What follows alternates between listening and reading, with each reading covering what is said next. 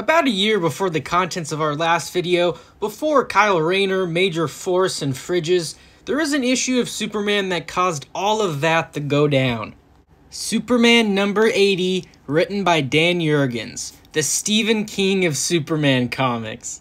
This one is straight fire, much like Coast City. Let's get into it, but first, please subscribe, use notifications, you know all that stuff. Imagine how many ways in sci-fi a whole city has been destroyed. Now imagine in comics how many times a whole city has been vaporized in an instant. This idea of mass destruction comes from, well, yeah, you guessed it, our own fears of nuclear war. The cold mechanical process of mass death, well, it sure makes for some great reading. And the issue itself doesn't make shy of this. I mean, literally on the cover, it makes fun of the fact that the city is gonna get destroyed. So we start the issue with Luthor in his big L building, which I just love. It's unashamedly him. A lot which carries this issue is the art by this whole team of just amazing people who each make this thing shine. Look at this huge screen and view of the city. It's such a cool design. What a way to make the scene feel big yet still secluded from the rest of Metropolis. Luthor is alerted from a 1993 beta version of FaceTime that something is quickly approaching Earth. And then, holy crap, look at this mothership. This is how you do an alien spaceship and make it not only intimidating, but just awesomely designed and badass. And in Man of Steel, when you see these prickly little shits, there's nothing that cool in my opinion. It's just a classic DCEU black-gray toned thing. This is a giant-ass golden piece of art, and damn does it work. Luthor's satellite only catches a glimpse of it, only to be destroyed, and I just gotta say, man, I miss this Luthor. I didn't mean for this to become a roast on the DCEU or Snyder, but oh wow, did they fumble the death of Superman and any potential for reign of Superman. His Luthor is such a loser. It's if you put Zuckerberg in the DECU. I don't think you can misunderstand the character of Luthor that much more. This Luthor is just a Giga Chad. Already, he has more information than the White House has, as we're going to find out, and he's just on top of the game. He doesn't show up anymore in this, but he's pretty cool in the short cameo he has. I just wanted to talk about that. We're just showing up here like part 11 through this story arc, so there's a lot that's happened before. Here we have the Eradicator helping out some firemen, and for those who don't know, I'll briefly say the Eradicator is basically a Kryptonian AI who put himself in a robot-like body of Superman, but he's not really a robot. If you want to see an actual robot version of Superman, we got this asshole here. The only backstory I'll give for Cyborg Superman is that he's really evil and incredibly badass. So White House security finally is able to know what's going on, and they send Cyborg Superman to go over there and tell him that the Eradicator, the other Superman, is also going there too. So now we have two different versions of Superman going to stop the attack, and hey, look who it is! We finally see who is behind the wheel of the ship and in the shadows, and it's a familiar friend. This was before his ass was beaten some issue of Green Lantern. Mongol is a pretty cool character. I would not use his appearance in Green Lantern 52 and 53 as any indication of his character. And goddamn, guy's drawing gold on the page. I mean, should I be this hyped for a city to get exploded? I mean, look at how huge the machine is compared to how small the city is. This is so cool.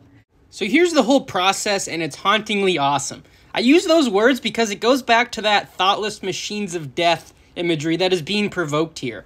These giant balls fall from the sky and just start hitting and pelting buildings like giant hail. That's when we have this guy, and he's not gonna know what's about to hit him. Alright, so the Eradicator flies in here as the balls are dropping. It is not New Year's Eve, it is a mass genocide. And here he sees Cyborg Superman, who is also here to stop the danger.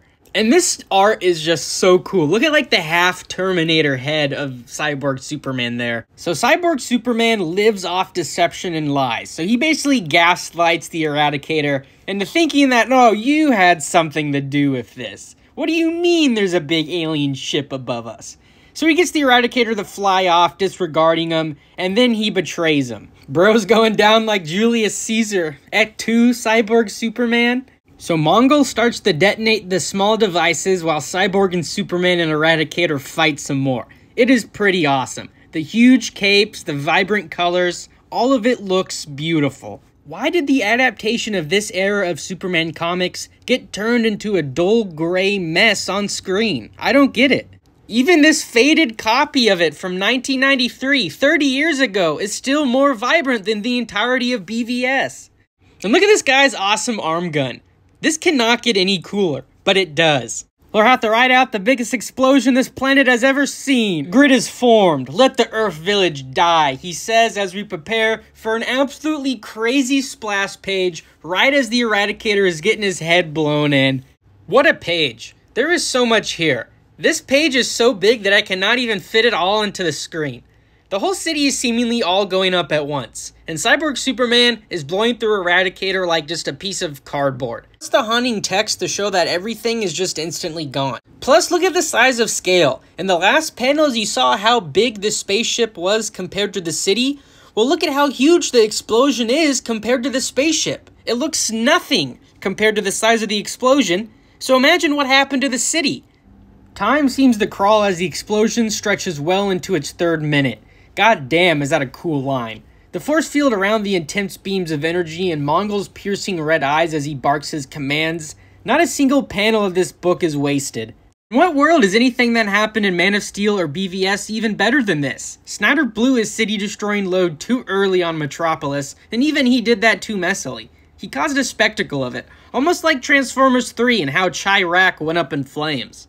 The whole Mongol operation is such a streamlined process. What the Kryptonians here do is pretty stupid compared to what Mongol's able to do.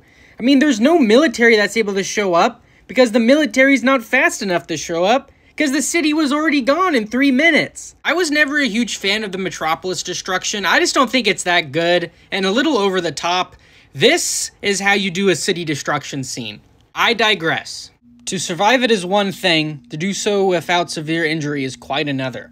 I think those two lines really show the power difference between Eradicator and Cyborg Superman, that he's able just to ride out this huge explosion absolutely unharmed, while Eradicator is turned back into his basic energy form.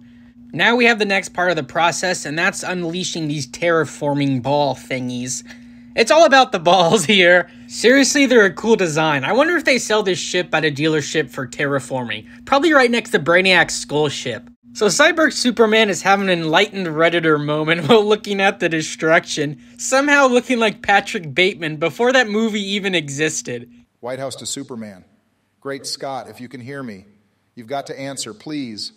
I can barely hear you, White House. There's a lot of debris in the atmosphere. Tell me what you found. The smoke and ash there is so thick that our satellites can't see through it. We can't raise anyone in Coast City either. I mean, tell me that this isn't really... It is. I did everything possible to prevent it. But Coast City is gone. Everything is gone. All around me are familiar faces, worn out places. You think just because we're at the end of the issue, the coolness stops? Hell no. It is finally revealed who is working for who, and Cyborg Superman really shows who's boss. He's the absolute Giga Chad. God bless America. So that's pretty much all I have today. This had pretty huge consequences for the DC lore. It turned Green Lantern insane and brought on Kyle Rayner. So if you want me to cover Emerald Twilight, I'm thinking I might go in that direction. But if there's another thing you guys want me to do, please comment down below. You know, like, subscribe, everything I said earlier. Have a nice day. Thanks for watching. See ya.